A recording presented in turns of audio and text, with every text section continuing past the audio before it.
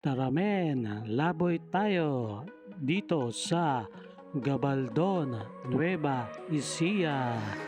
Alright guys, no? Ito po yung Taramen Boys, aka Trupang Laboy. Sama po natin dyan ang mga barkada natin at mga patapon natin sa Taramen. Yes! Okay guys, so napakaganda po talaga nung Gabaldon, no? Kung makikita nyo naman po, green na green po yung mga palay. Nakamotor lang po kami papunta dyan at very enjoy po yung aming gala. At ito na po, malapit na po kami sa Gabaldon. Actually guys, ito po yung tulay na sikat po dito sa may bandang Gabaldon. So halos lahat po ng rider ay nagpapapicture po dito. At kung gusto rin po ninyo, pwede po kayo dyan mag-cottage sa baba po ng ilog. So nagduduktong po yung ilog na yan papunta doon sa dagat ng Aurora. Ayan guys, no?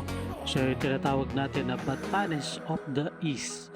So maganda din po doon. Actually nag-side trip po kami doon. Di na lang po kasama dito sa video kasi medyo kinulang po tayo sa time sa pag-edit, no? Actually mapapansin nyo guys, dito very relaxing yung aming road trip at talagang malamig po dito. Although mainit siya, napakalamig po talaga at enjoy na enjoy po yung Tropang Laboy aka Taramen kasi po ito po yung unang gala namin nung after ng pandemic, no? So ayan na po yung Gabaldon, Nueva Ecija. Ito po sikat na sikat po yung lugar na to. Itong spot po na yan, marami po talagang nagpapapictures dito ng mga riders.